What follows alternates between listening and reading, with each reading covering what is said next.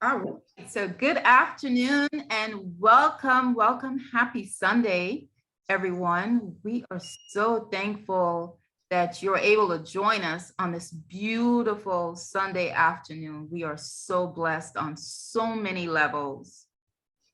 So my name is Donna Morton Morgan, and I am your host this afternoon. I am the president of Women of Culture Incorporated, president of Caribbean American Diaspora Alliance, real estate broker of Florida Summer Homes Realty, and mindset coach at Inner Vibes Consultant. I want to thank you for joining us for our global Love Does Not Hurt Domestic Violence Awareness Forum. We have the most amazing women stories of advocates to share with you this afternoon. We're going to be all over the globe. You're going to hear from Bahamas. You're going to hear from Guyana. You're going to hear from Jamaica, Trinidad and Tobago, and the USA, of course. And we hope that the takeaway is that their stories guide you in some way. Their stories help you to continue through whatever it is that you're experiencing right now,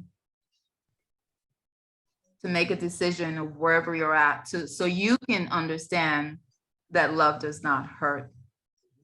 Love is kind, love is peace, right? So that will be our takeaway for this evening. So let's get started. We're going to get started. Each advocate, each professional will have up to 15 minutes to share how their work in their community, in their country, impacts men or women or children in domestic violence. So we're going to first want to introduce you to Tonette Minnis, who's a social worker in the country of Bahamas. So welcome, Tonette. It's 2:09. So you have the floor first to give us up to 15 minutes to kind of tell us a little bit about your work in the area of domestic violence, and how it impacts the community, or whatever that you have to share about domestic violence awareness in the Bahamas.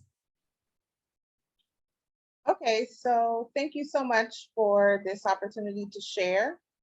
I have a presentation that I use pretty much to speak about this important issue that is very near and dear to my heart and has occupied the length and breadth of my work for the past several years. And so I'm not going to go through all of it because we only have 15 minutes. But I am going to highlight the areas of importance. I think when we talk about the issue of domestic violence, it's good to all come from a place of understanding what is domestic violence, what is the definition of domestic violence. And according to the United Nations, domestic abuse, it's also referred to as domestic violence, or it's intimate partner violence, but it's basically defined as a pattern of behavior in any relationship that is used to gain or maintain power and control over an intimate partner.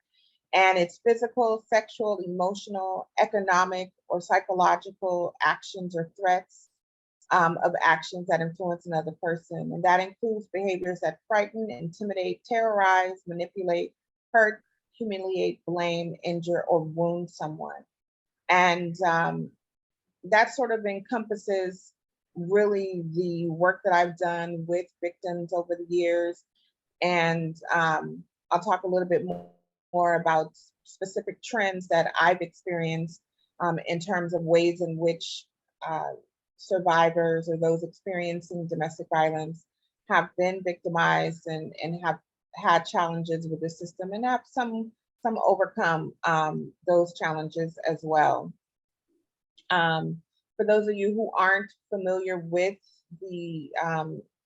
so there are different ways in which domestic violence occurs. It's both physical, sexual, but what I want to really bring your mind to, or highlight is what's in the center of that, because it's about power and control.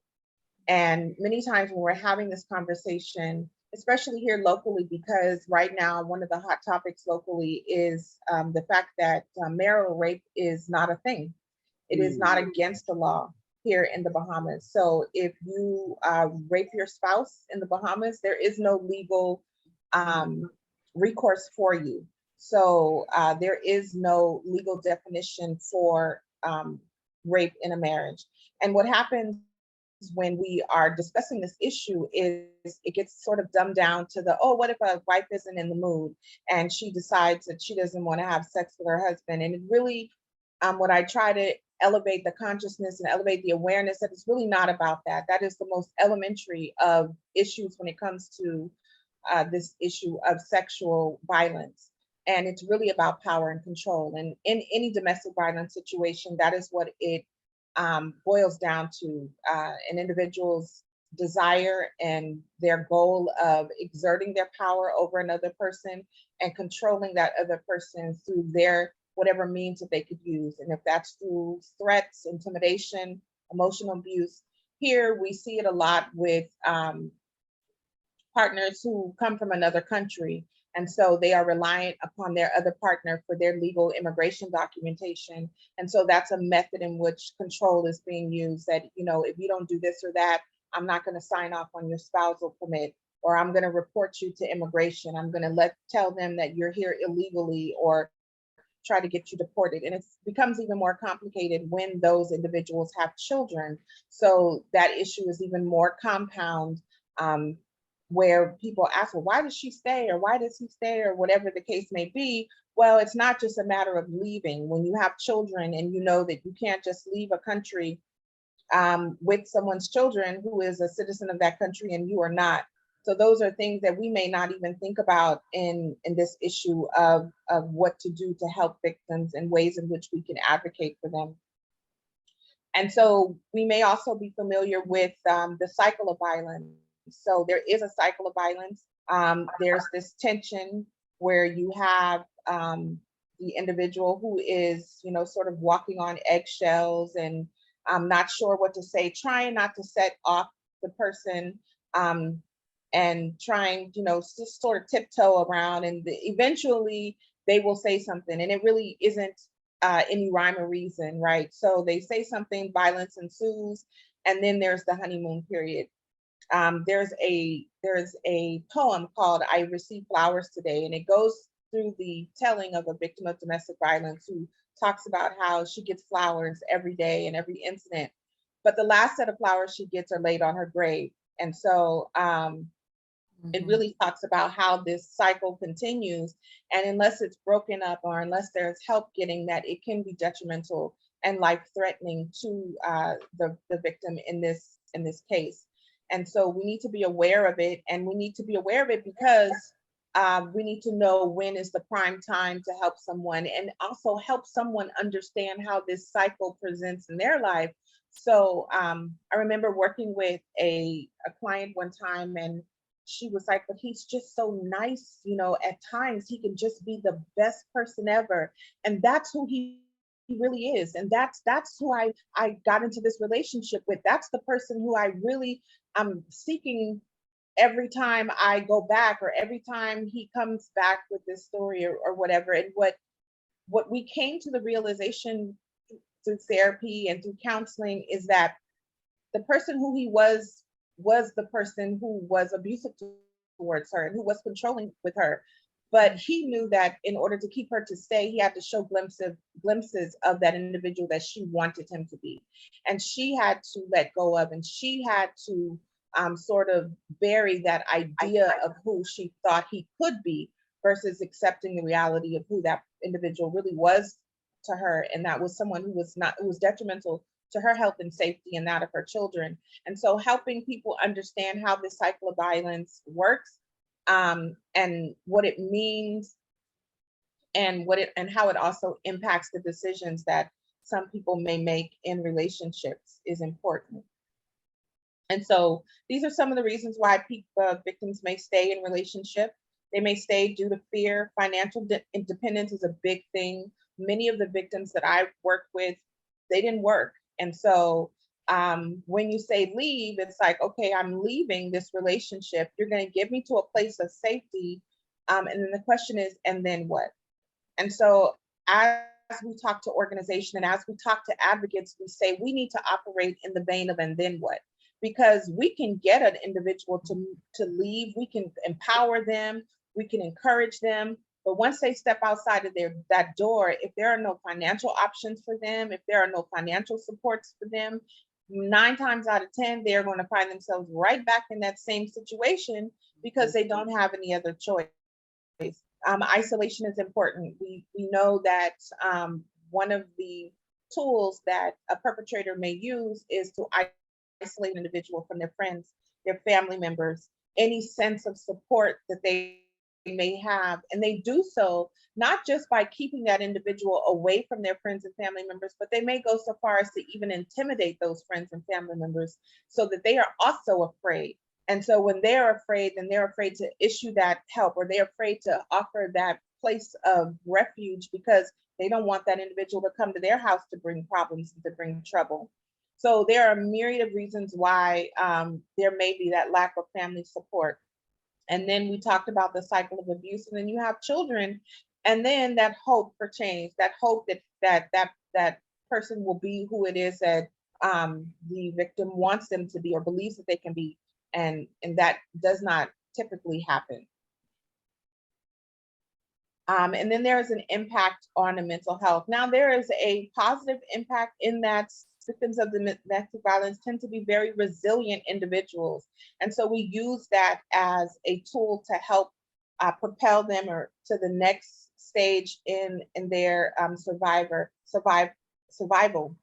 But there are psychiatric disorders that can come as a result of it. Mental health disorders, clinical depression, there's internal trauma, there's future relationship problems, because if you don't deal with the trauma of this relationship, you might find yourself in a next relationship that looks just the same as the one that you left, because you didn't deal with what it is that caused you to pick an individual that treated you in that way. And not necessarily is it meaning that it's your fault, but there are times there are things in us internally where we attract a certain individual, and we have to be able to deal with those internal issues, that internalized trauma, so that when we go into relationships, we go into relationships as whole individuals, as healed individuals, as people that are ready to be in a healthy relationship, so that we don't perpetuate this pattern of dysfunction.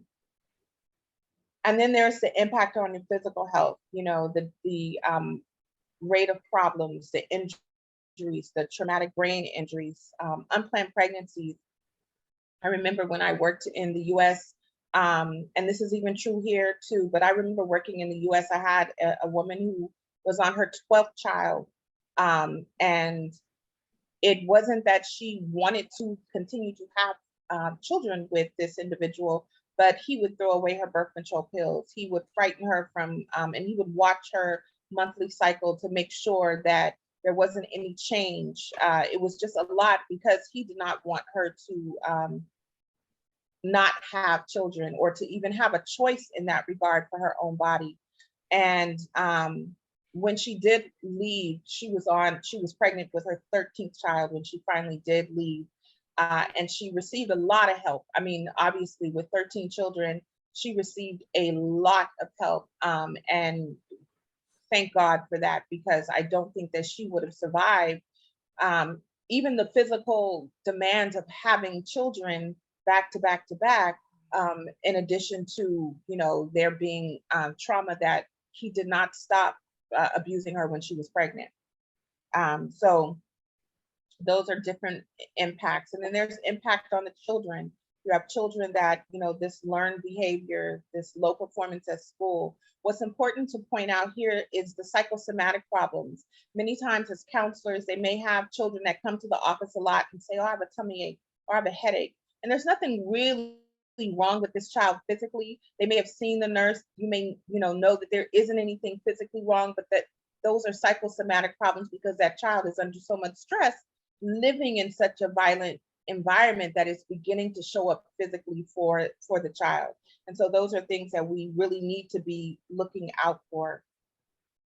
And then I'm just going to skip ahead in the interest of time, but here locally, we do have a domestic violence and counseling unit. And in that unit, they provide support to survivors of domestic violence. They provide group counseling. They assist them with developing the insight and skills that they need to help improve their quality of life. So this little grid shows some of the support that the Department of Social Services here provides in helping those victims to get out of that situation, stay out of that situation, and get the necessary support from the authorities. But there are other agencies. You can call 919 for help. You can contact our national hotline, which is 24 hours. There's also the Bahamas Crisis Center that provides assistance for victims of domestic violence. And then you can contact the Domestic Violence and Counseling Unit that is open Monday through Friday, 9 to 5. And these are their contact numbers. And so I'm sure we can share that for anyone locally who needs that information offline. And one of the things that we know that is happening with our local police department, the Royal Bahamas Police Department or police force, is that they are actually working on creating a domestic violence unit within the police force, because they recognize the importance of having such a unit where you have officers that are sensitized to this issue, who can respond accordingly, who don't re-traumatize victims when they are coming for help, and who are able to provide the necessary support from a law enforcement perspective. And so I'm looking forward to that unit being launched and the partnership that between the different agencies that can come as a result of that.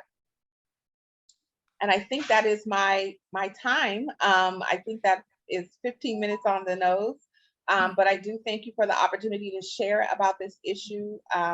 You know, I had a poster in my office that said love should not hurt, and it really shouldn't. And so it should be a place of refuge and not a place of pain or fear. And so I appreciate the opportunity to present on this issue from the perspective of the Bahamas and to show where we are doing our best. And there's certainly more to be done. And so I look forward to hearing what others are doing. All right, thank you so much, Tonette, representing the Bahamas. Lots of good information, national hotline. And, you know, this is saved on our Facebook page. This is being recorded and saved, and we also will be uploading it to our YouTube Women of Culture page. So thank you so much, Tonette. Thank you for sharing. As you unshare your screen, we're going to go to Guyana, and we want to introduce you to Commissioner Nicole, Women's Gender Equality Rights Advocate in Guyana. Welcome, Commissioner. Thank you very much for having me today. I am happy to be here. One of the important things for us to note is that we are still operating in a COVID pandemic milieu. The environment is still very much permeated with lots of illness. And then you have new respiratory illness that is coming on board. What the COVID-19 pandemic would have done, however, is to highlight how much the burden of care work, unpaid work on women. Women had the burden of care work, and then staying in the home exacerbated what we now call the shadow pandemic. Domestic violence is seen as the shadow pandemic, and what has also happened is that all the gains, the progress that would have made for women, the jobs that women would have lost alone would have been like 6 to 4 million jobs in 2020, resulting in an estimated, and this is in US dollars, 800 billion loss of income. I lost my job, so I know what it is Mm. to try to eke out a living. And I am not married. That's because I'm a survivor of gender-based violence or domestic violence. And so I was engaged, etc., etc. I left that relationship because love does not hurt. Mm. I do not believe that if you beat me, you love me. No, we have a popular calypso in the Caribbean. Every now and then, every now and then, box them down, they love you long and they love you strong.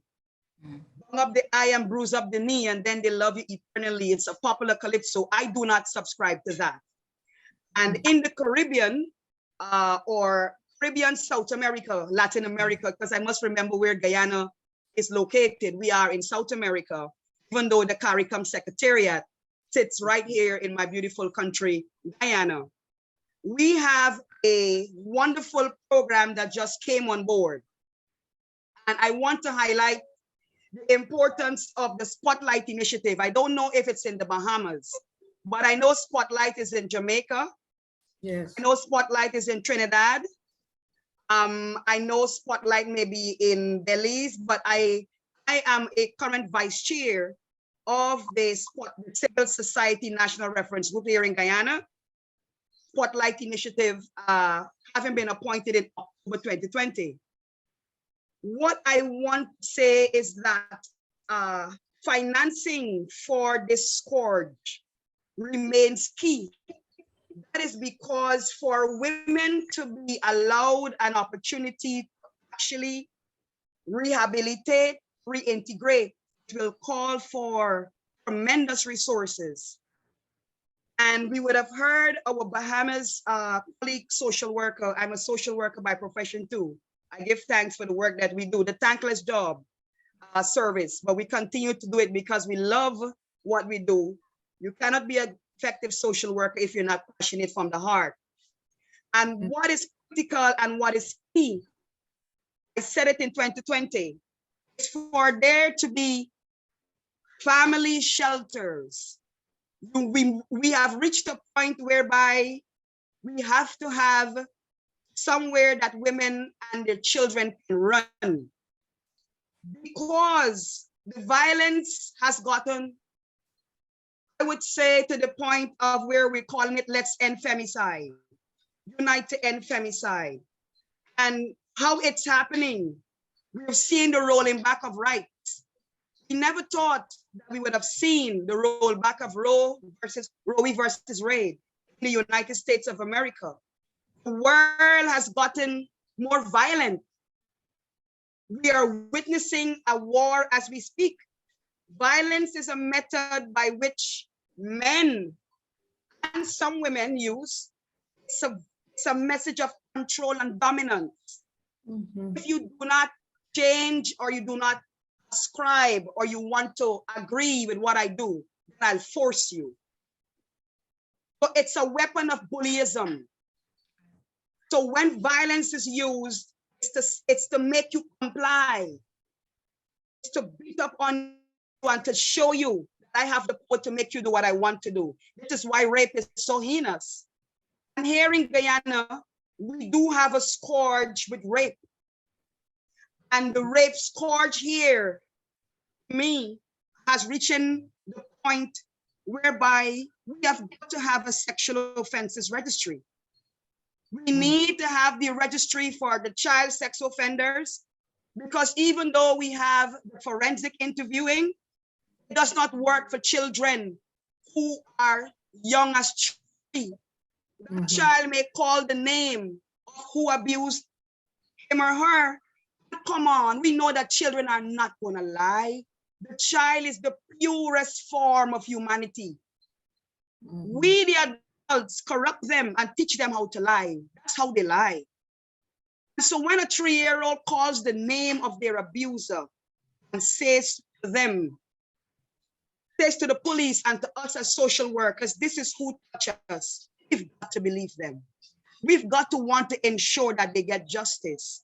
So part of my fight this very year in 2022 is to fight with the system, because we are in a system. And the system have various institutions. One of the institutions I belong to is the Constitutional Human Rights Commissions. And both the Women and Gender Equality and the Rights of the Child. I also sit on the Rights of the Child Commission, representing the Women and Gender Equality Commission. And I wrote both commissions in February to say that I would have lost confidence in our Guyana police force to effectively investigate cases of child rape because of what I was witnessing on the ground. And I'm currently doing volunteer work. So think about it, you've lost your job, but you still have got to continue to do social work. And so the one that came to you, of course, women do the most free work in the world. The most unpaid work across the globe is women who do it. So I've agreed to be the investigative officer with the Women and Gender Equality Commission free, because I want to know what is happening post-pandemic and during the pandemic. I'm happy that I did, because some of what I am actually witnessing, I'm able to speak the issue and want to have the system address it. And this goes all the way to Parliament. If there are parliamentarians in this country, Guyana, that is engaged in abuse of female parliamentarians, you don't expect in the highest office to reach in to be a member of Parliament. It's like if you've reached the top, you know, in Home Alone terms, and I've reached the top. And when you have abuse occurring in Parliament, then we've got to call it out. So I have been active in holding the politicians accountable, the members of Parliament, in calling out an abusive behavior that occurred with the Minister of Local Government, whereby he asks the other female when there's a debate if she wants a dildo. That's unacceptable behavior. I called for his resignation. The members within his own party have let the ball drop. But I'm not going to let the ball drop. When we have, you see, when things happen in high society and we are duplicitous and hypocritical in our stance, then this system crumbles. There's a loss of confidence across the board. And so my advocacy remains consistent. I am not going to let a man who sits in high office or low office off of the hook. But what I want to bring to your attention here, sisters, is what continues to hurt me. The murder-suicides. We are witnessing a burgeoning or an increase in murder-suicides where the men are saying, I am not living to even get punished. And do you know what hurts the most? The children, the orphans. Sister from the Bahamas talk about the impact on children. In Guyana, we continue to have a growing amount of orphans in the system. We don't have enough social workers employed to actually try to heal and to help those children. There's a 6-year-old boy just recently witnessed his mother killed, and he asked his stepfather, cried. He said, Uncle, are you going to kill me too? 16 stabs. He's just 6 years old. Let us think about how that will impact him. Without an intervention, it is sustainable. This is why Spotlight, after Spotlight, I'm calling for a CARICOM initiative, where CARICOM pools its money, just like how Spotlight would have put 4.5 million euros towards helping the scourge. We cannot let the funding drop. That is because the violence will continue to exacerbate. And even as we speak, and the solidarity across borders, where we're asked in this 16 days of activism to unite our activism, we are witnessing some of the most violent put down of a protest in Iran. Let's not forget the name Mahsa Amini. As we speak today, I come to you in the spirit of Mahsa Amini and all those young girls who have been killed brutally by a patriarchal regime in Iran for protesting. You see this head where I have here? I am from the Rastafari community. And when it comes to wearing clothing, women are put in a prison, especially if they ascribe to a religion. So for me, you must wear your dress. If you wear pants, it could be seen as breaking a code, just like her hair, Masa Amini hair, was showing a little. She was arrested by the morality police and beaten to death in custody. That is what really sparked the protest, not Israel and the United States, as the Ayatollah would want us to believe. And we want to support that because since her death, they have mutilated 2 young children, teenage girls, and throw their bodies in front of their family's home. And I continue to watch what is happening there. But then we also have got to be serious as mothers who are raising boy children. It comes back to us women. What are we doing? How are we training our sons? The same men that are out there who's harming and hurting, he has a mother. He came through a womb. And I often say to my son, my only child is a boy. I said, you cannot get loving sons if they're not raised in love. You cannot expect a man to love you if he didn't receive that. If we have mothers who beat up on their sons, and the son just want to wait on a moment to repay someone, it could be that very woman that he's supposed to love that he is actually harming. But then there's another issue where women are called to be in service. Please tell me my time. I haven't been looking at it. I haven't been looking at my time. So how am I doing for time? How much more minutes do I have? Just a few more minutes. Okay, a few more minutes. I want to call attention to Article 1325. This is a UN resolution that deals with women, peace, and security. We have an important role to play as women. And as women, the role of women in the armed forces. I want to thank the US Southern Command, and we have a US representative on the show. I got this medal in August for my bravery and my advocacy at the Women, Peace and Security Conference in asking an important question that pertains to maternity rights. See, when women go into organizations where men have dominated, they're going to experience challenges. And our bodies are different. And maternity rights is a right. Countries have fought to have that, just like abortion rights. But what happened at this conference?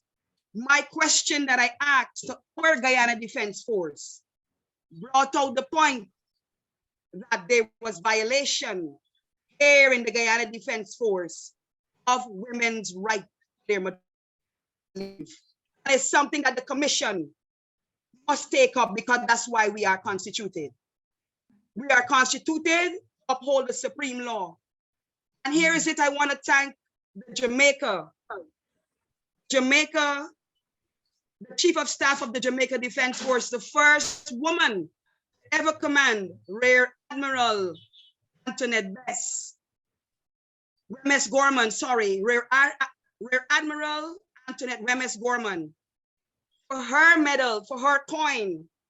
Again, recognizing my advocacy only this year, the Women, Peace and Security Conference, where our own Guyana Defense Force Chief of Staff thought I was not from Guyana. He think that I was from a foreign country because I got up and there asked the question whether the Army was baby friendly and how they are respecting maternity rights. And that is when it was discovered that the women in the Guyana Defense Force are not experiencing their rights as they should. I must thank the Chief Justice of Guyana, the Honorable Justice George. She called them out in her speech. She made them to know that the Constitution is Guyana's supreme law. And if there is any institution in Guyana that is violating women's right to maternity, then they are engaged in a criminal offense. They are violating the Constitution. So this is the work that I continue to do. And I want to tell you, sisters, that on Wednesday the 19th, I was re-elected to sit once more on the Women and Gender Equality Commission here in Guyana. So I give thanks. May I and may us all continue to unite in solidarity and to shed our light. Blessed love and one love from Guyana. We must stand firm against the femicide. We must call out the men in high offices. We don't care whether they're presidents or kings, even the Queen's son. We must call them out. Thank you. Blessings. Thank you so much for that passionate summary about your work, Commissioner Nicole Cole, representing Guyana. We salute you for the work that you continue to do. We hear it, we feel it, we see it. Thank you so much.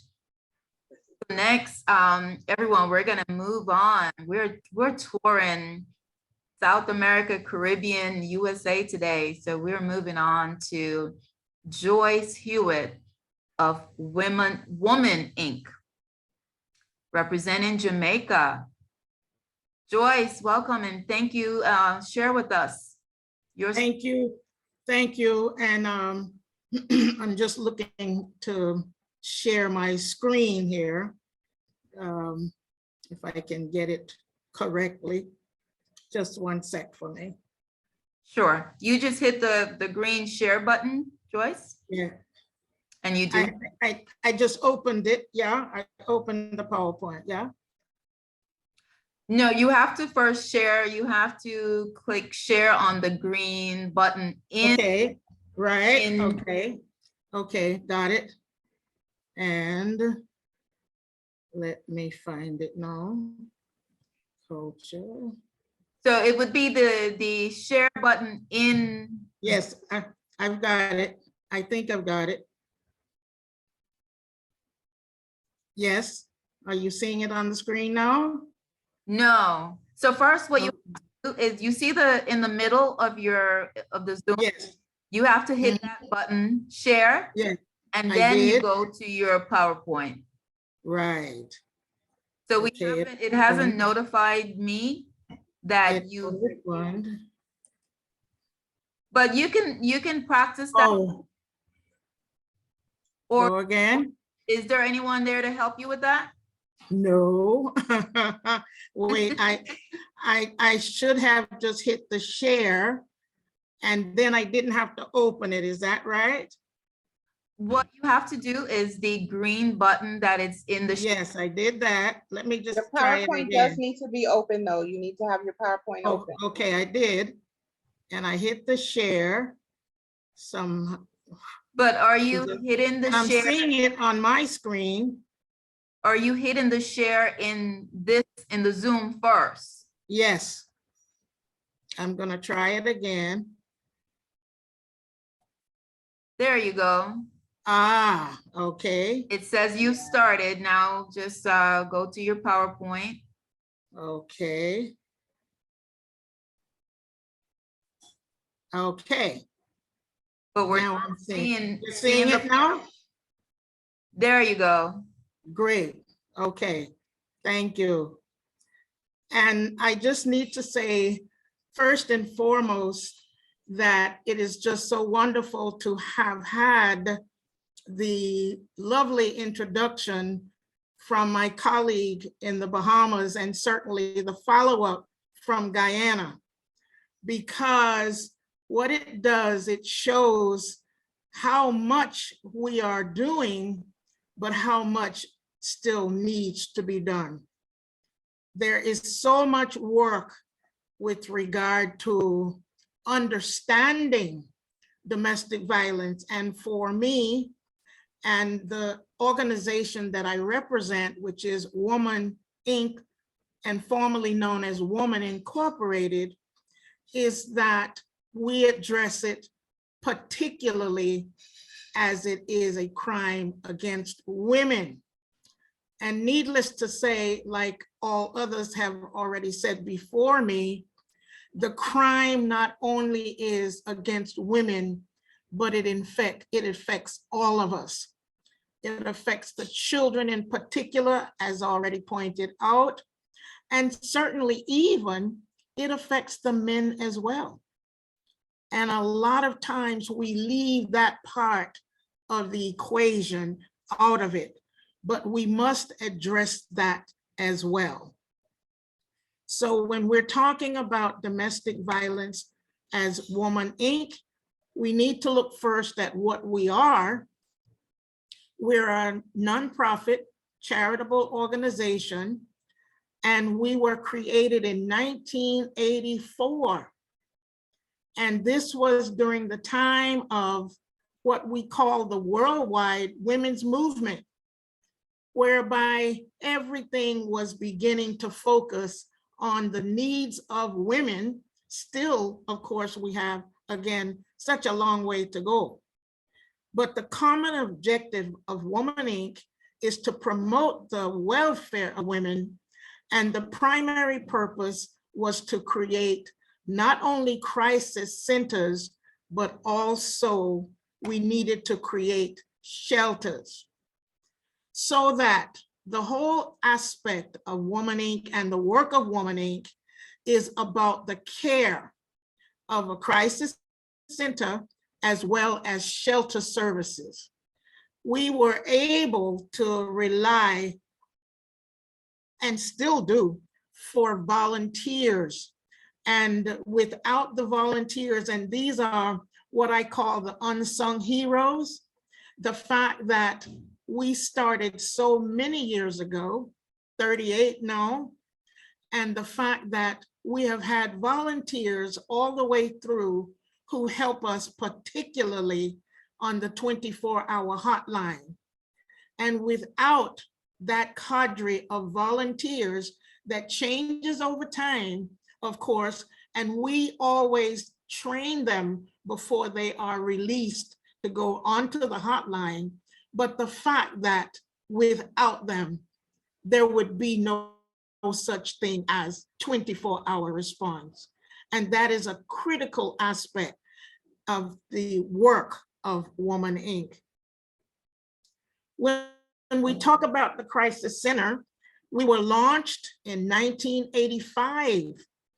And the funds that we had to do that were as a result of what we called at that time, and actually was copied from something that was in existence in the Bahamas at that time, which was a trade fair and exhibition.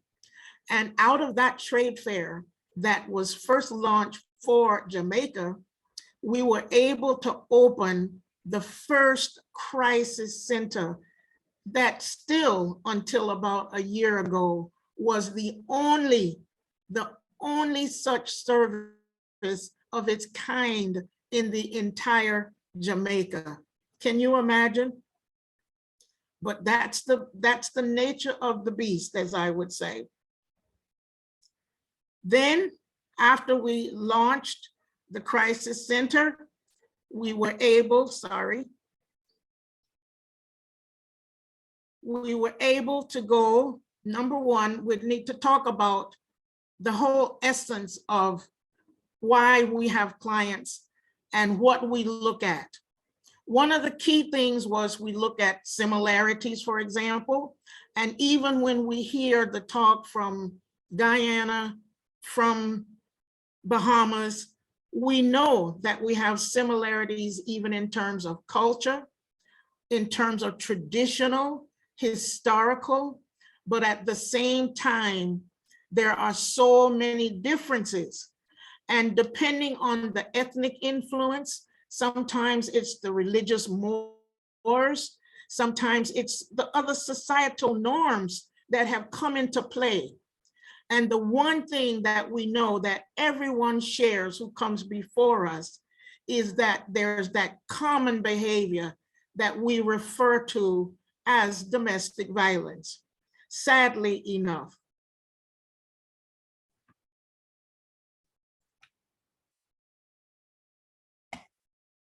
Now then, when we look at our crisis center, we provide the service in terms of professional as well as specialized outreach.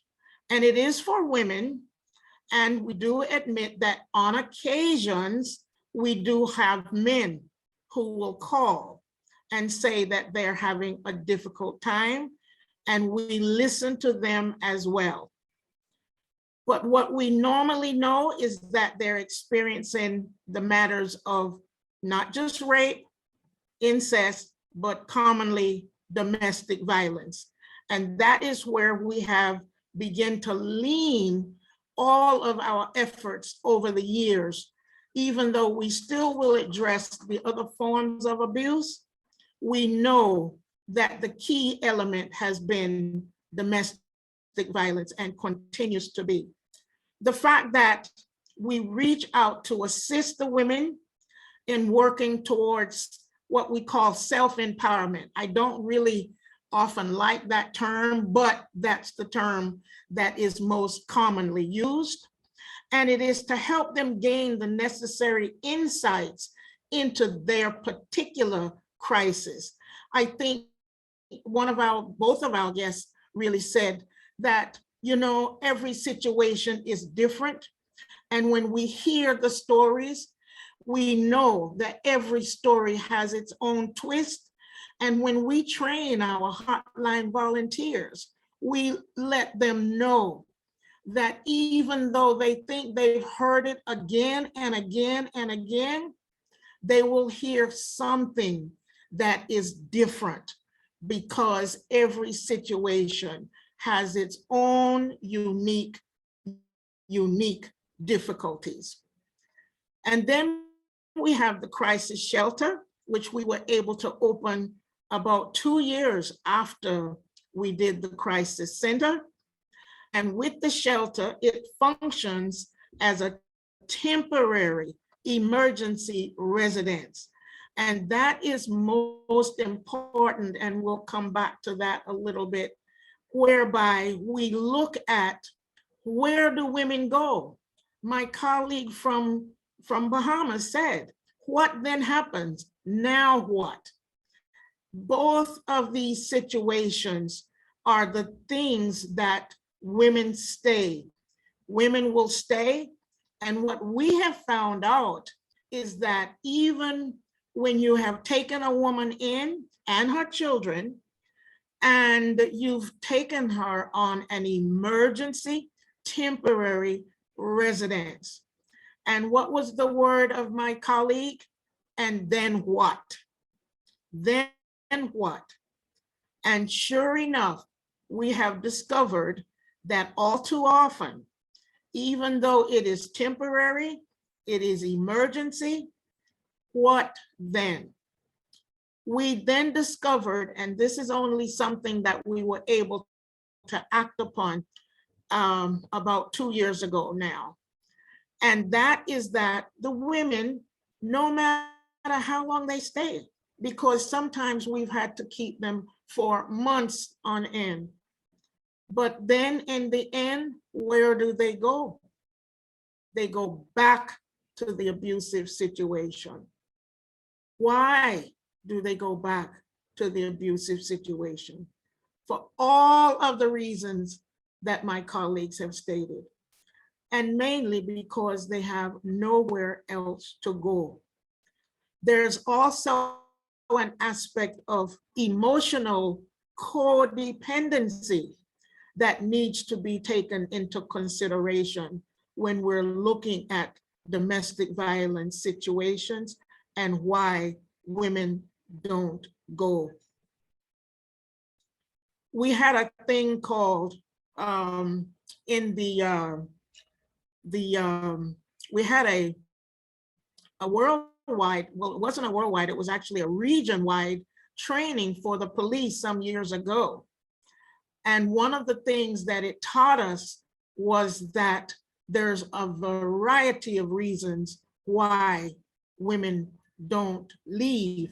We even had a lovely called a skit that people would act out to help the police understand why women would leave and why they wouldn't leave, as well as the fact as to why no matter how many times that person comes to the police and reports it, that they need to be sure that they respond appropriately. For Woman Inc. now, we address domestic violence probably very much in terms of the UN declaration, but we look at it particularly with regard to what we call spousal abuse or intimate partner abuse. And that is defined by virtue of Jamaica as any threatened physical, sexual, mental, emotional, or financial abuse. And that is another aspect that we often don't take into consideration. But that financial aspect of the abuse is also very, very real. And it is perpetrated against the person or their property even, as a result of the possessions. And it is usually, of course, but not always, we do admit that there are the rare occasions that we've had reports, but usually it is the man against the woman, unfortunately. And it is within the context of a current or previous relationship. And it is always that previous relationship that also comes into play that we must understand. One of the things that I heard, I think my colleague from Guyana was addressing the issue of when women are pregnant.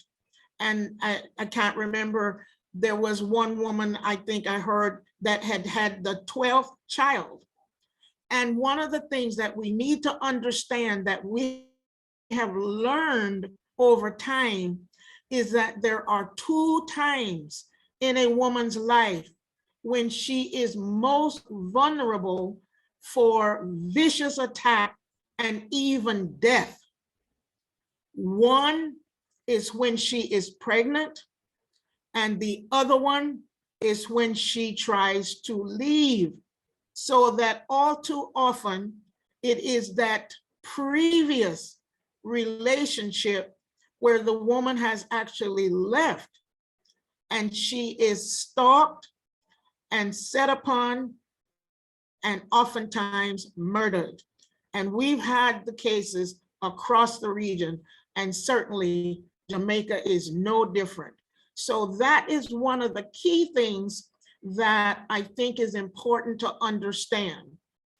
The woman is most vulnerable and most at risk, and that is high risk for harm, serious harm. One when she is pregnant, and the other one when she attempts to leave the situation. So again, leaving is not that easy. So when we talk about abuse, what are we talking about? It was already stated, purposeful coercion. It is selective, and it is sexual. And all too often, it is a combination of all of the above. And it is episodic, it is recurrent, and it is chronic. And the impact, as stated already, it is pain, it is fear, and it is isolation. And these are the key elements that we need to understand. The various forms, we know about the earlier ones, the physical. Everybody knows about the physical. And in Jamaica, we've even had instances whereby there's strangulation as well as the throwing of acid. And I'm sure there's other countries that we can look at that have had that same experience.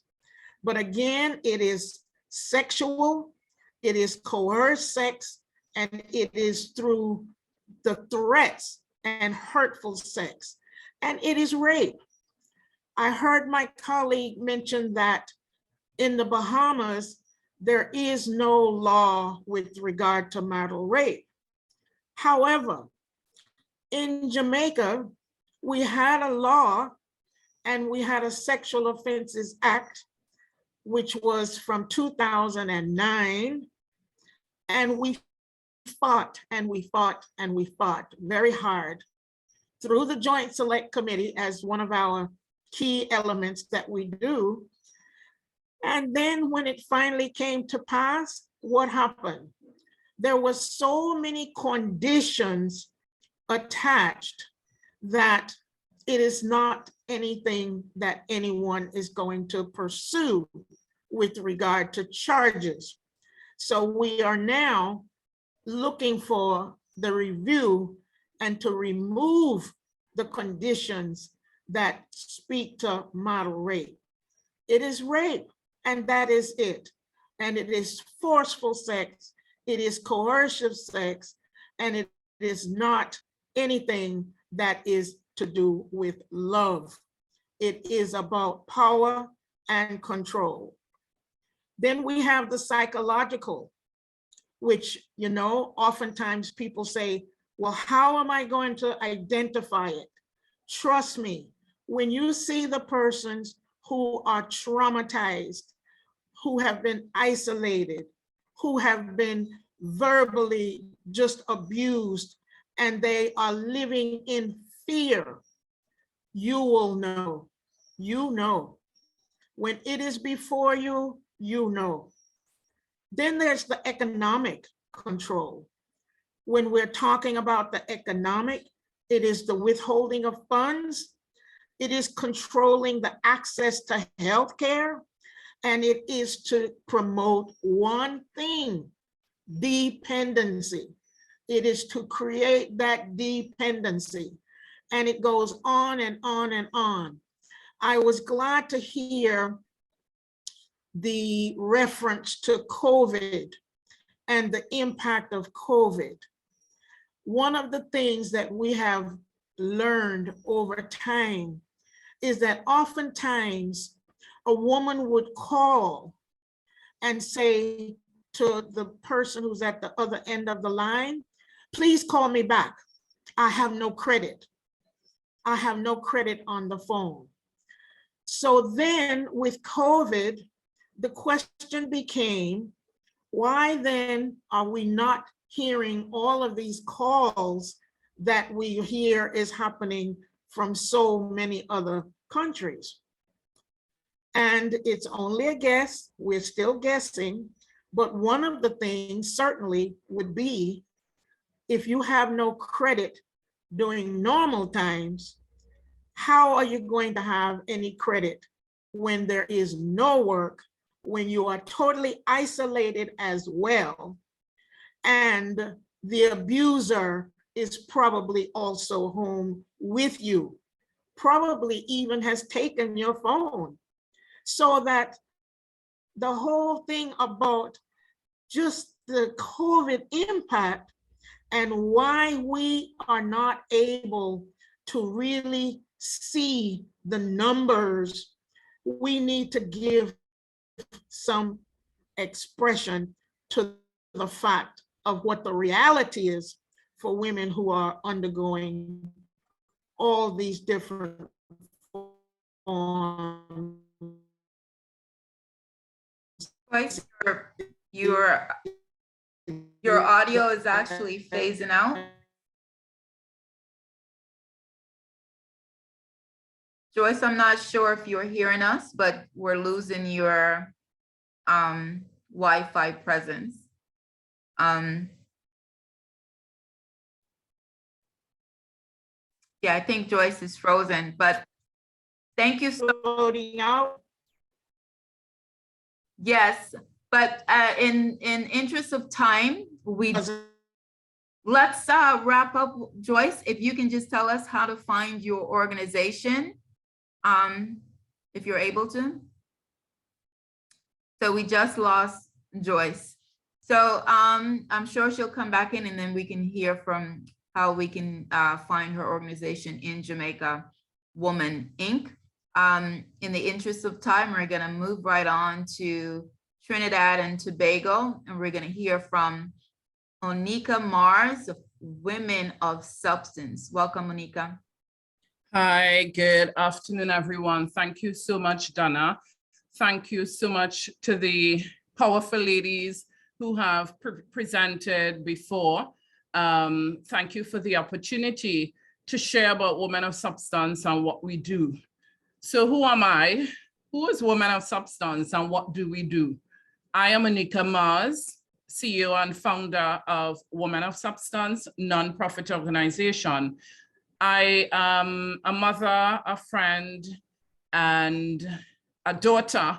And most importantly, I'm a survivor of domestic violence and abuse, which would have led to me birthing Women of Substance, because as we know, pain is the midwife of purpose. So my purpose was only found 5 years ago when Women of Substance was birthed.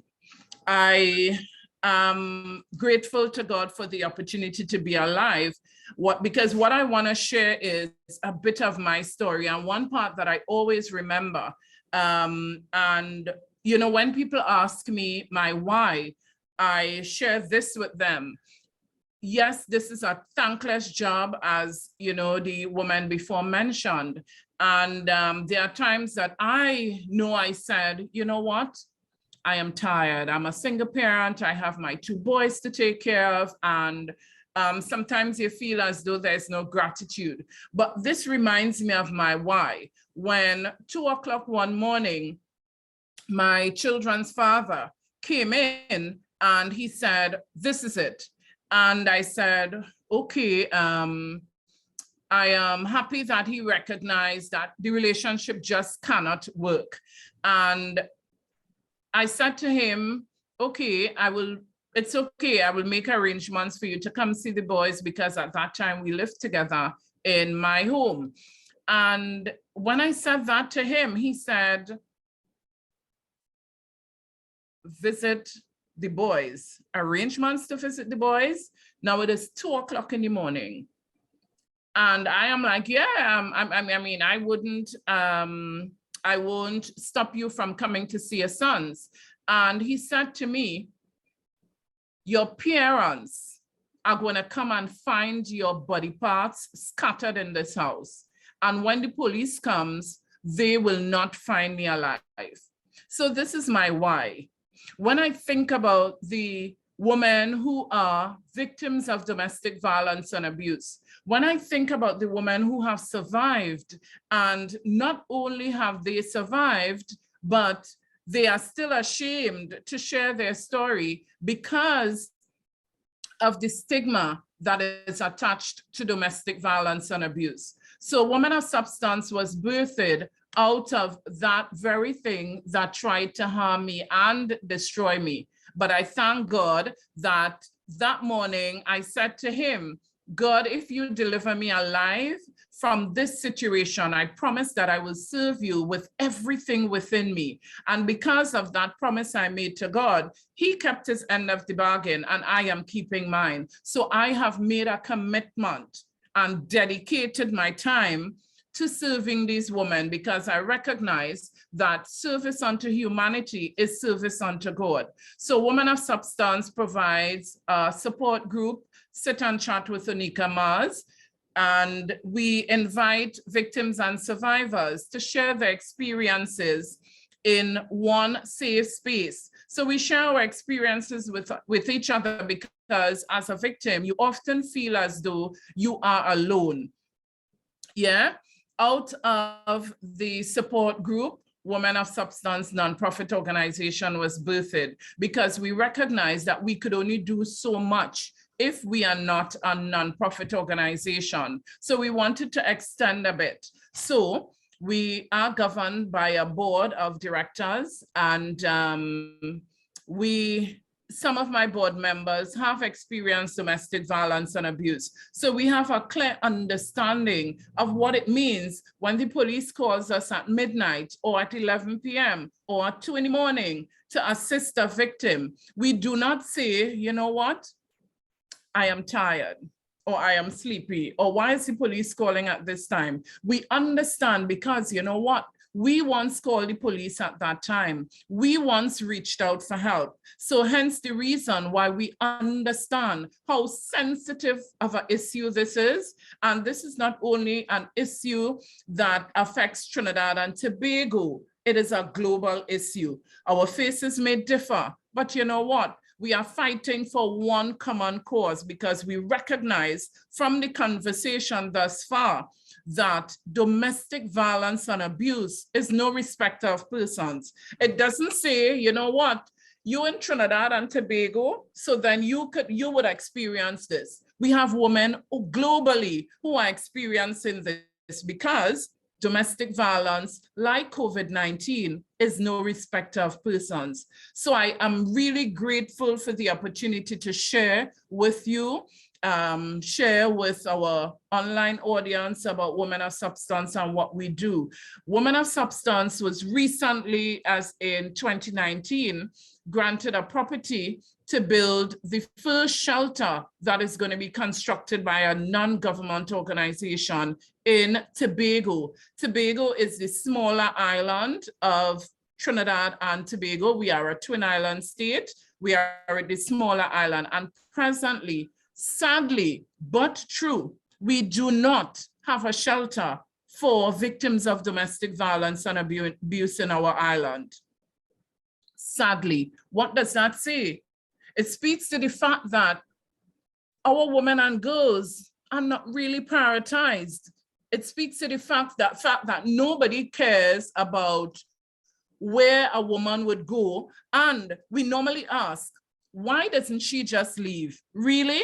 I was asked the question, why didn't you leave?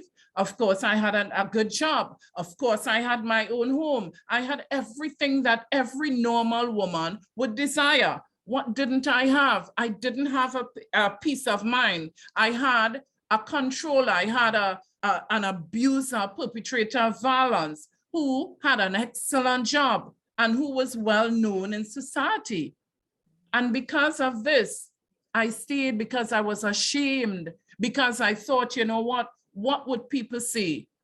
If I leave, what would be the questions behind why is she leaving? What did she do?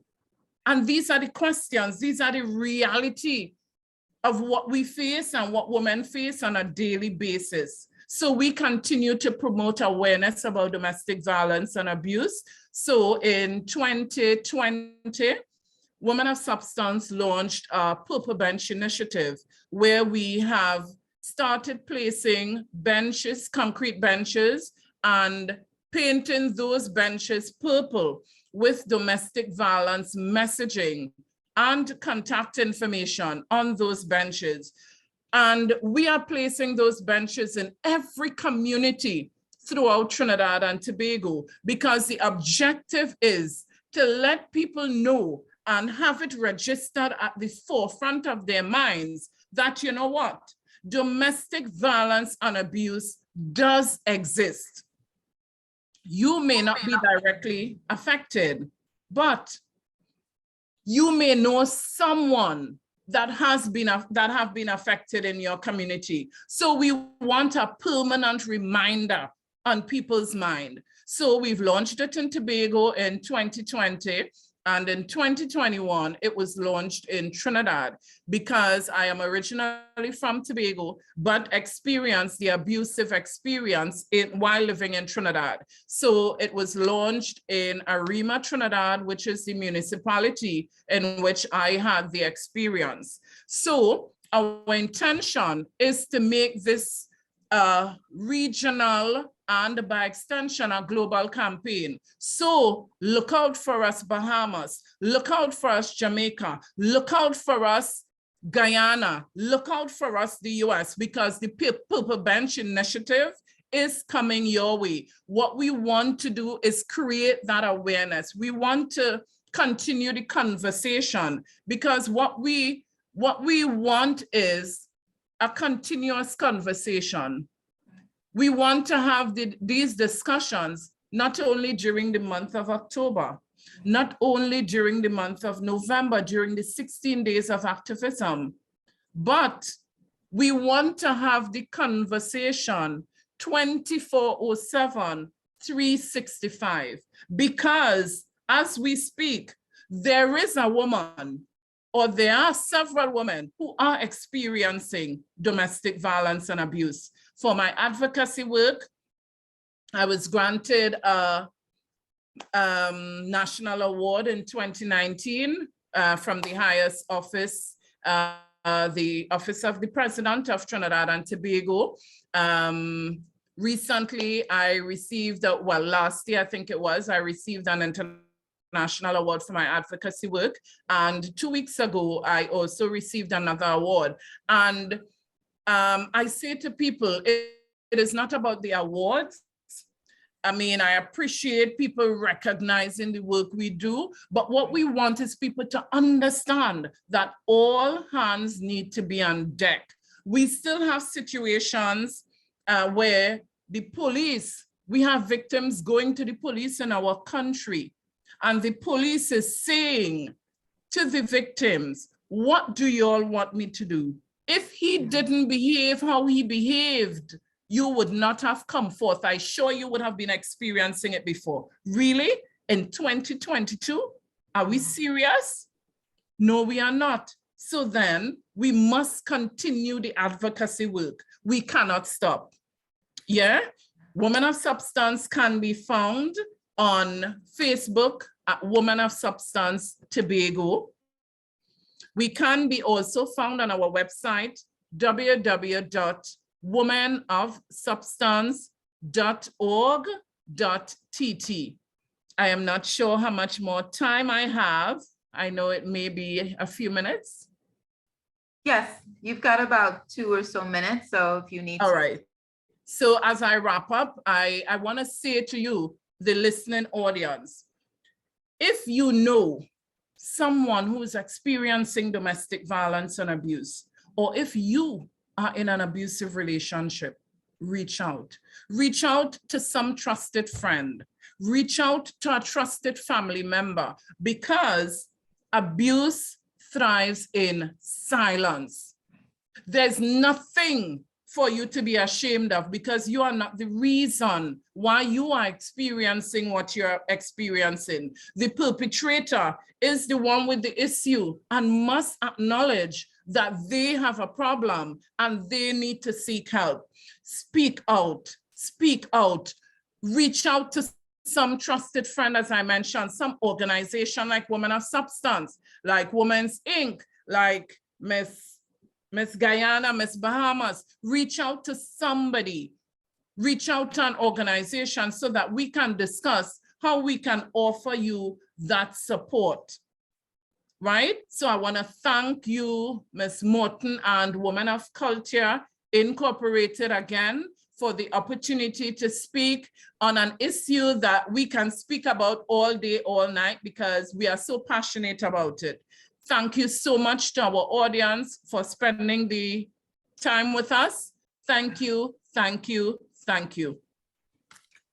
Wow, thank you so much, Onika Mars, Women of Substance, Trinidad and Tobago. Your story also, just even what you were told, how your body was gonna be found.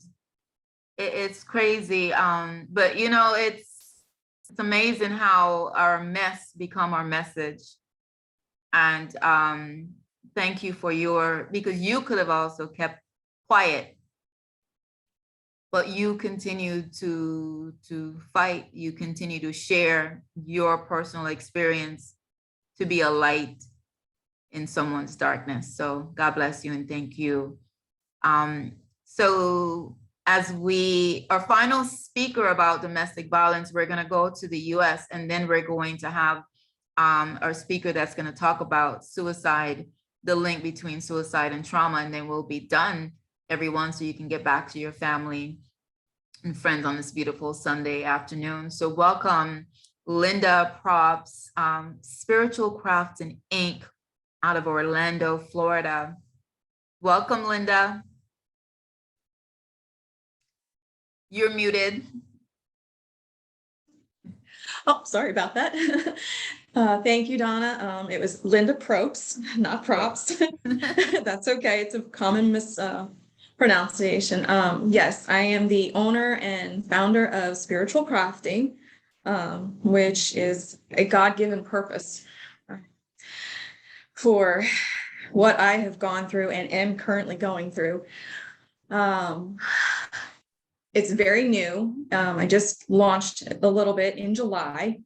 And basically, because the US has a lot of resources for women to, when they're in the domestic violence situation, to get them into emergency care and all that. But there's not a lot of places or things that a woman can go to, or even a child, teenage girl, that can feel safe, or because there's after effects. There are so many after effects that show up years later from the abuse.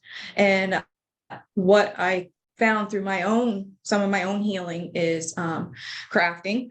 I love to sew. I love to make things, painting, whatever I get, can think of, I will do. And it came to me that this is a nice, safe place where someone can come, have some little events, go to events, and just, give them some freedom to just express themselves no matter what way they want, because sometimes they don't get that freedom to express themselves because they're shut down. I'm a long-term survivor and currently a victim. And I know God has given me the strength right now to be on this forum because it means that much to me.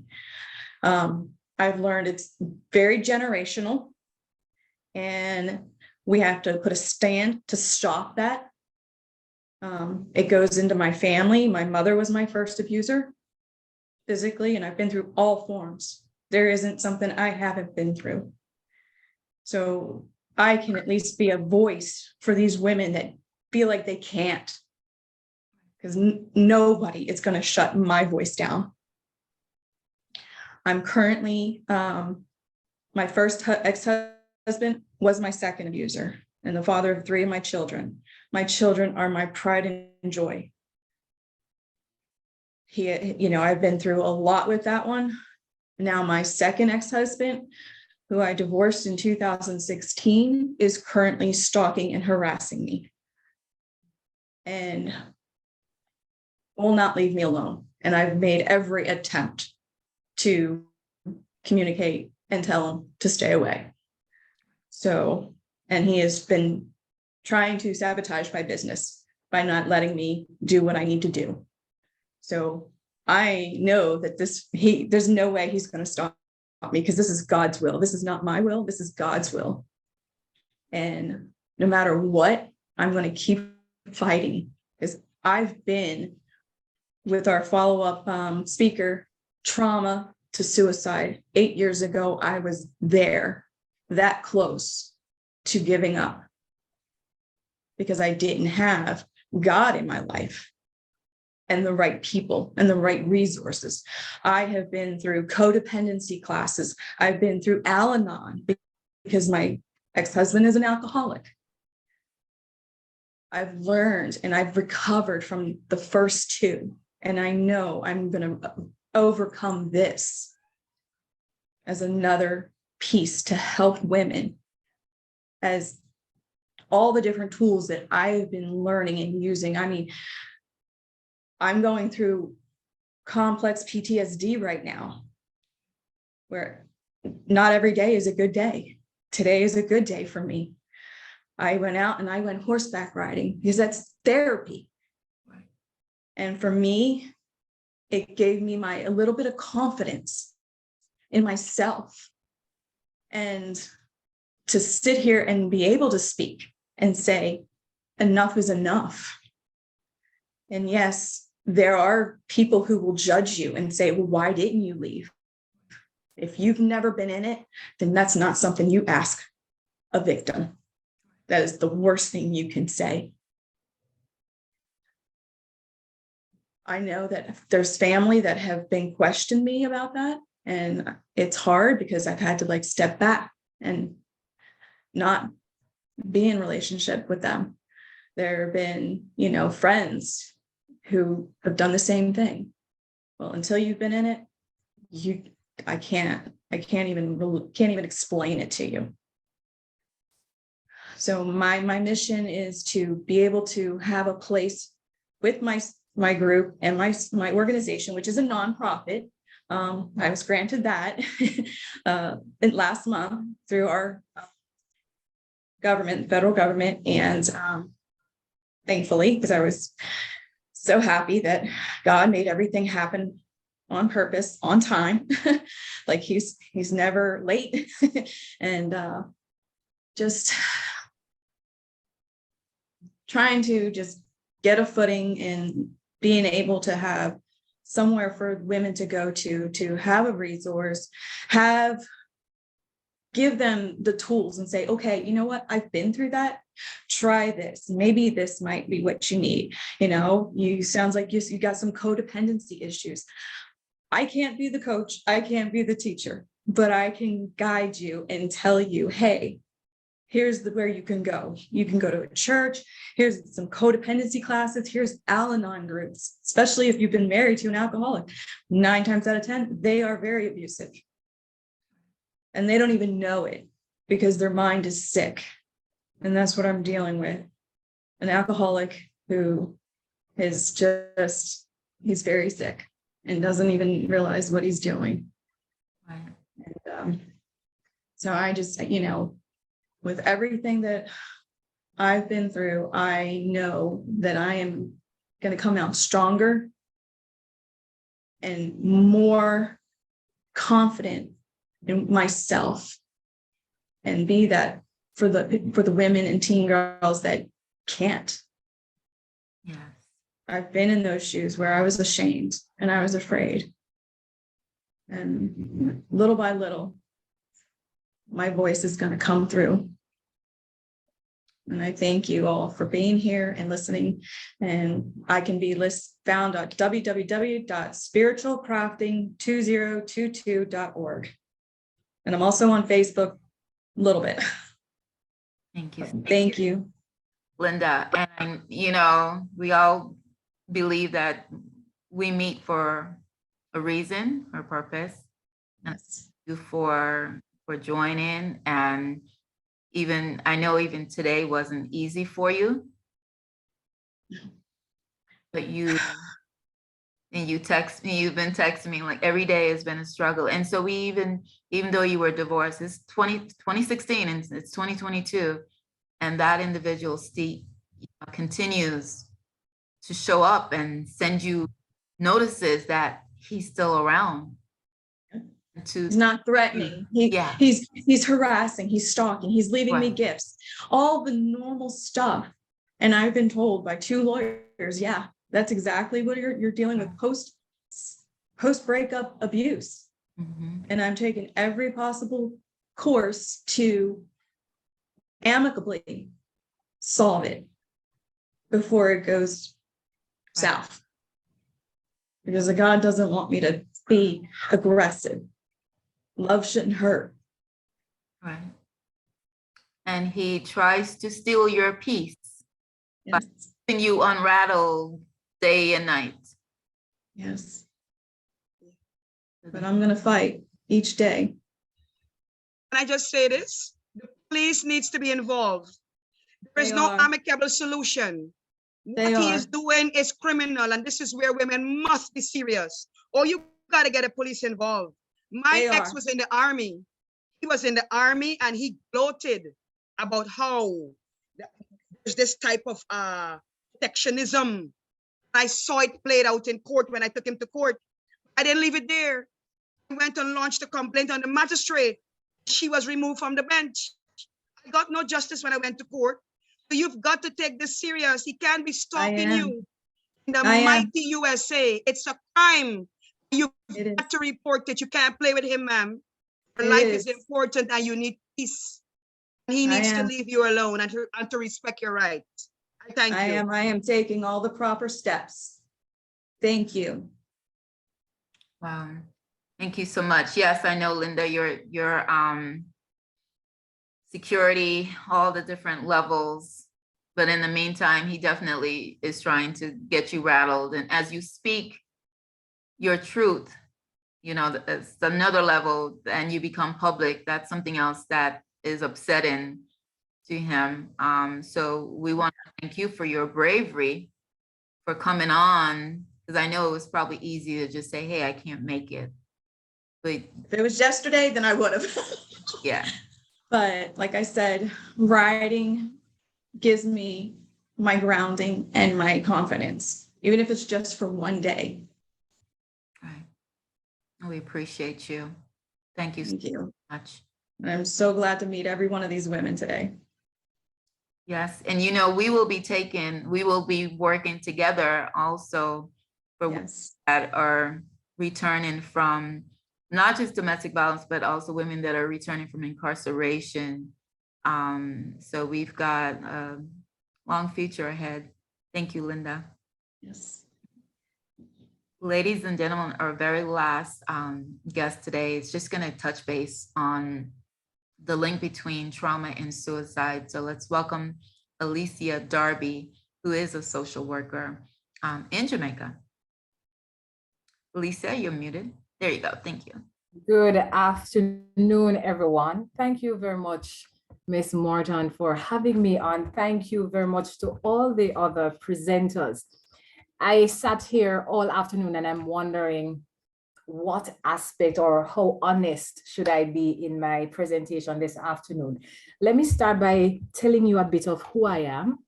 I am a trained social worker. I am also a trained investigator, and I have been blessed, as difficult as it has been, to carry out a number of suicide investigations. Some have been quite harrowing, some have really touched a nerve. But what those investigations taught me about suicide was crucial. And it's funny, when I was doing them, I did not understand it was God preparing me for a future that I did not yet see. So today I will be talking about the link between trauma and suicide. I'll just touch briefly on a study from the United Kingdom recently that spoke to the fact that persons who attempted suicide, almost 50% of them had experienced some amount of intimate partner violence. Additionally, intimate partner violence is common and is strongly associated with self-harm and suicidality.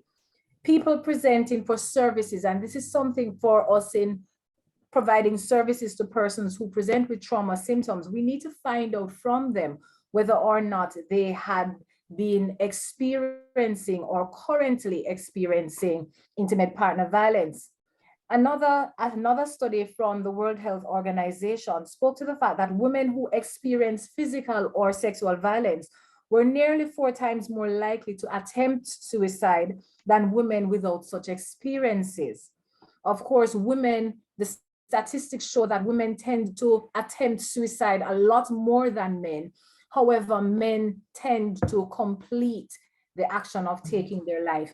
And the last thing that I will point out from data or statistics is that sexual and emotional intimate partner violence appeared to be stronger predictors of suicidality and self-harm than physical and economic IPV, intimate partner violence.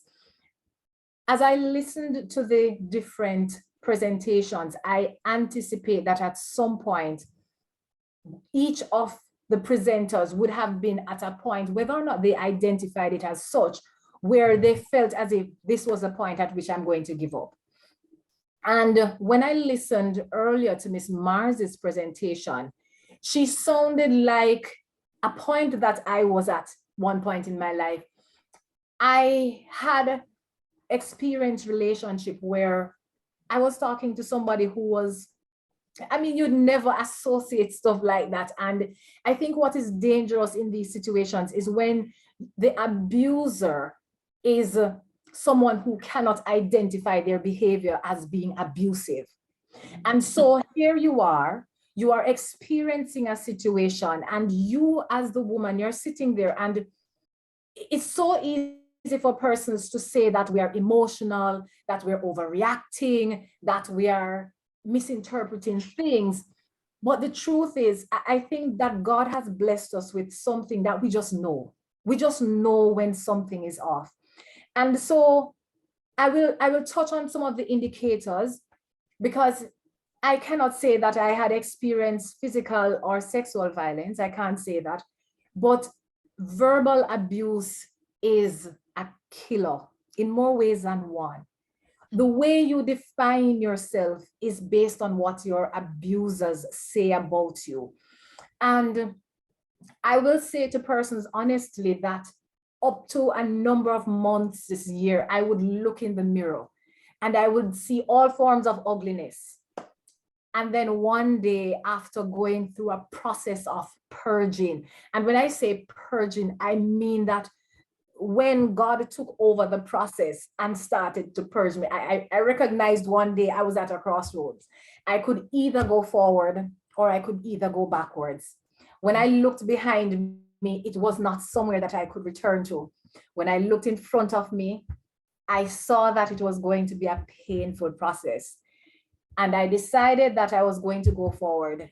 During that process, I lost a lot of friends. I learned who my friends were.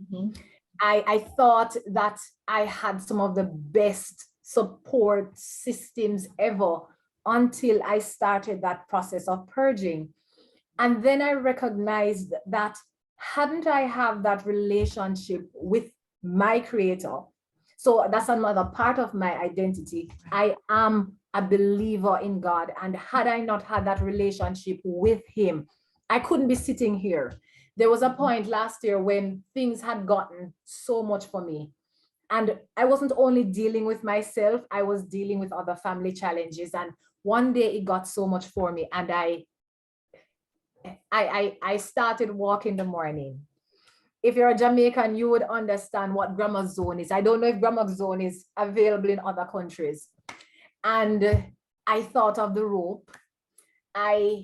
Where I live is quite near to the roadway. I saw myself just walking out into a truck. I pictured everything. And I put out 2 messages on WhatsApp that day. And I think that some persons misinterpreted what it was all about, because everybody know me, oh, you're such a strong person. And I recognize too that that is one of the dangers that some of us women face. Persons think that we are so strong and that we are not in need of help. And so sometimes when we're there crying out and screaming out for help, nobody responds because you're so strong. You have always been the one on whose shoulder everybody can lean. And so here it is, I was crying out for help, but no one was really believing that I needed help.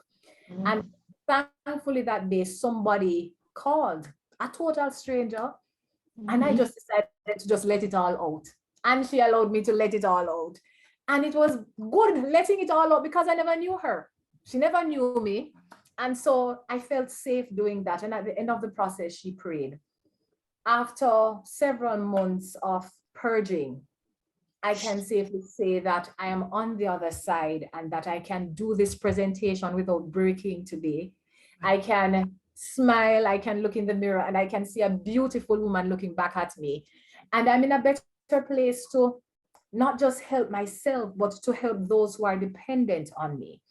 And so I will take you through some of the indicators, because having experienced them, I can tell you as a fact that there comes a point at which you're thinking that you can't do this anymore.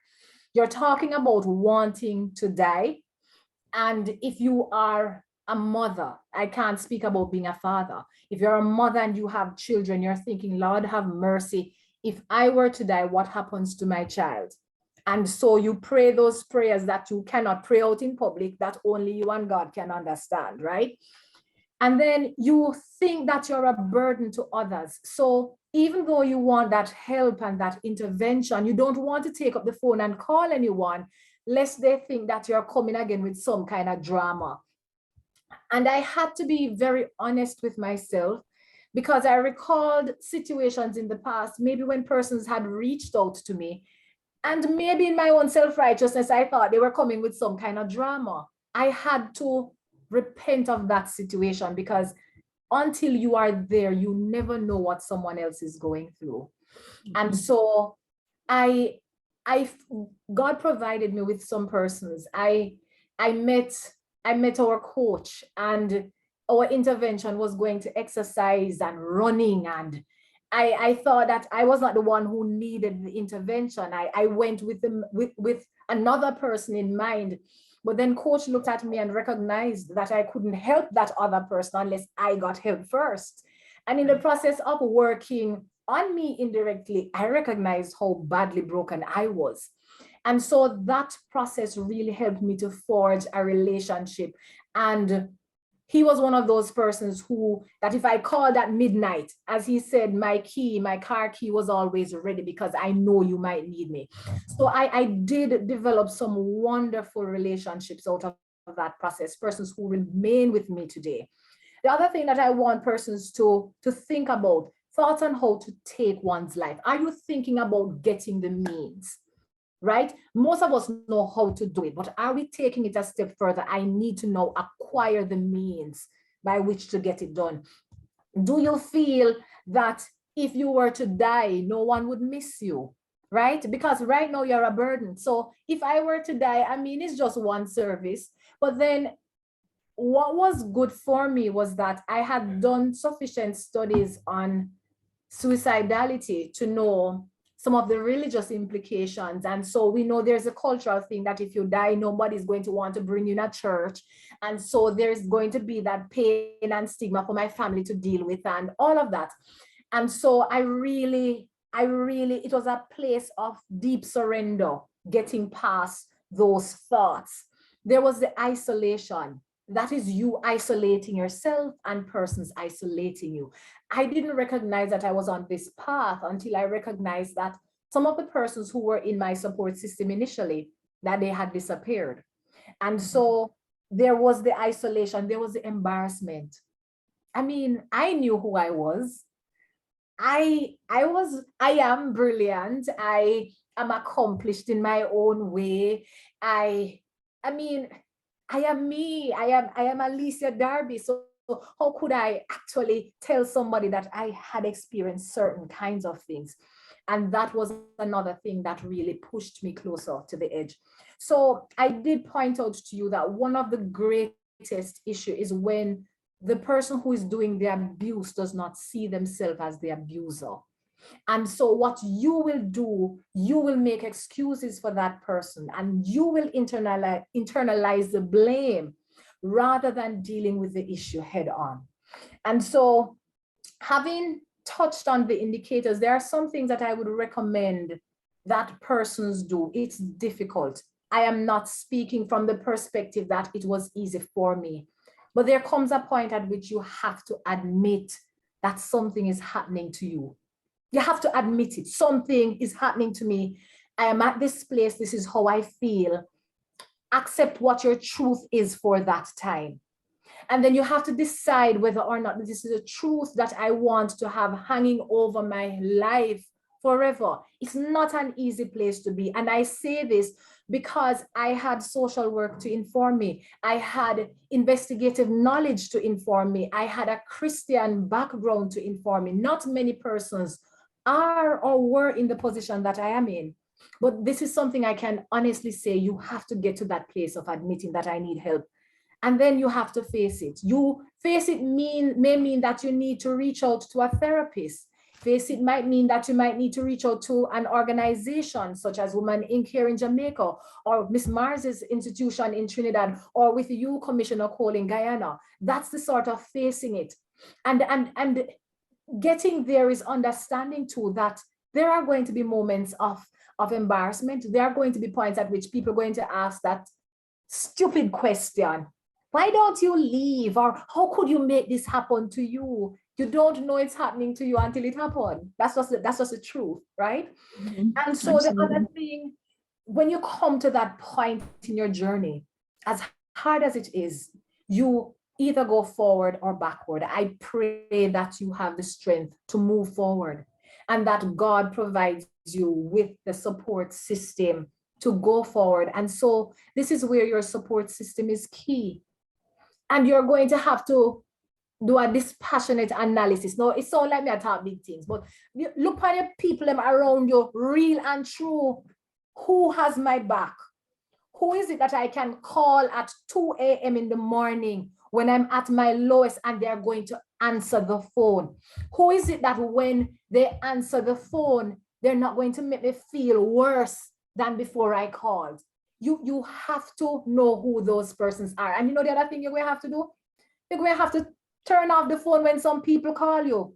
You're going to have to limit the level of access some people have to you. Because sometimes when you answer the phone and some people come with their self-righteous behavior, it makes you feel worse. So there comes a point at which you're going to have to exclude some people from your space.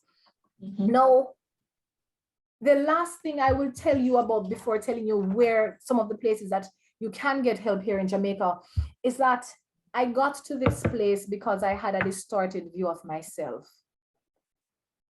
I could not define myself outside of what other people were defining me as. And unfortunately for me, I had grown into an attitude of perfectionism. Some of us will not admit it, but I mean, people used to call me Miss Perfect, but I did not understand how I got there. And one day I had the opportunity to go back into my socialization and recognize that I was just not allowed to be anything less than perfect. And so I grew up and I felt that, oh, if I had a bad relationship, it meant that I was less than perfect. And that is something that as women, we all face one way or the other. If we are honest with ourselves, there is something in us that is pushing us, that is saying that unless you get it all right. And maybe that is a part of why we stay, because leaving is an admission that I'm not that perfect. I did not get it all right. And so now that you have gotten to that place, it is one of those areas that I believe that God is freeing me from, helping me to understand that I don't need to be perfect. In fact, my revelation recently was that perfectionism, it restricts how much work God can do in my life. And so I just need to not be perfect. God knew from before that I was not going to be perfect. He knew that all of this was going to happen. And so I need not to be ashamed. And I am now taking the step to move forward. There are places in Jamaica that women who are at that place of having suicidal ideation can reach out to. There's a mental health and suicide prevention helpline via the Ministry of Health and Wellness, and this was quite utilized during COVID. I think much of my breakdown, as it were, happened during COVID, during those periods of isolation, during that time when I wasn't working and the pressure was just coming left, right, and center. I did not call any of these helplines. I spent a lot of time journaling, and I kept a journal like every day, and I poured my heart out in those journals. Some days it was like 30 pages, 40 pages, and I just write and write and write. And that was my area of catharsis, as they would say. So journaling, I would say to anyone, invest in journals. The prettier the better for me. I mean, this is one of my journals, and this is one of many. And because I love stationery, I create stuff. So now I do cards. And the cards that I do is really a way to bring inspiration to others. It's really sharing my story indirectly. And it doesn't matter how much it costs me at times to prepare a card. If I'm led to do it for someone, I will do it because the message is more important than the cost. Finally, I know that there is two other areas. Choose Life International, that's a suicide and NGO, suicide helpline for persons who need intervention. And then, of course, there's a Domestic Violence Intervention Center. That is an arm of the Jamaica Constabulary Force that deals primarily with domestic violence and intimate partner violence issues. So there are those resources. I'm certain that Miss Joyce would have mentioned some of those had she been able to conclude her presentations. And there are other areas that are available. But somehow I just pray that we all get to that place of finding inner strength to get us to where we need to go. So thank you very much for this opportunity. It has been my pleasure. Thank you so much, Alecia, for sharing your personal story. Thank you so much. Again, turning our mess into a message. That's really what it's all about. I do want to add for Miss Joyce Hewett, before she sent me a message saying she wanted to tell us about the transition home that Woman Inc. opened to give women long-term stay.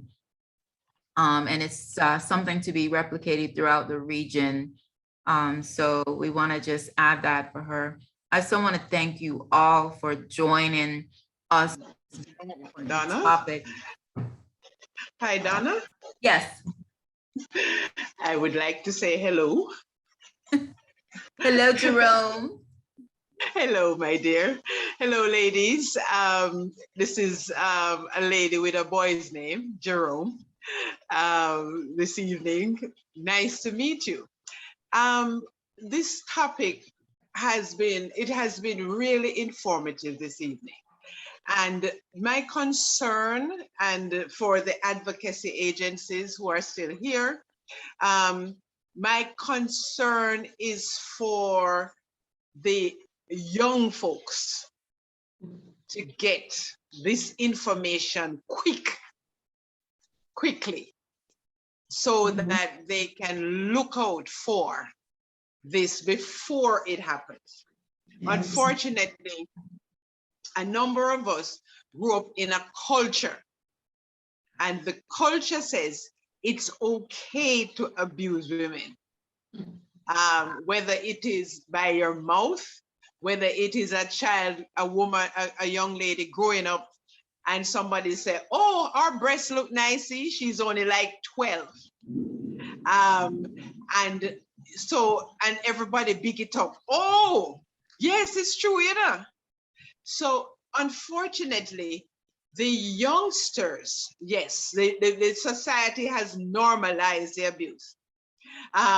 So I want to I'm not going to give a presentation, but I just wanted to say thank you for all of you who, brave, Linda, I don't even know how you are here, but grace of God. the grace of God. And that's who we have to really hold on to. And whatever you believe in, make sure it's something you believe in that doesn't also hold you down as a woman. Right. Because sometimes we believe in stuff, even our religion. So let us our thinking. So thank you so much. Thank you, Alecia, for sharing your own story, and Commissioner, amazing. And I think Ms. Mars, very, very powerful. So lots of blessing, and continue the good work. And I step in where I can. I have social work and education background. Okay. Thank you, Donna, for these opportunities too. Thank you. Thank you very much. I appreciate that. Resilience is the key. All of us here are today because we are resilient. And if we follow, if we've done science and we learn about the survival of the species, it's our ability to adapt to situations that will ensure our survival. And as women, we are born with an innate ability to adapt and withstand every pressure. All right? We only die when the systems within and without crumble. That's when a woman truly dies. But within us, we carry life. You understand that important responsibility? The carriers of life on this earth. So that is why I believe women are goddesses. We are the true persons to be worshipped. Somebody have hijacked this thing. Okay? Oh, yes. We are the true goddesses, and may we take back our rightful place. That's why I love the woman king. Mhm. And coming up, I'm going to cheer for Wakanda, because Right. as women, especially as women of color, we are so special. We continue to hold up the world and society. We have endured slavery, and we're still fighting for reparations. Miss Morgan, I want to thank you. I've met you for the first time, but may we continue Yes. unite in solidarity across borders, and to Yes. make women understand that they are the true rulers of the universe and this world. Who run the world?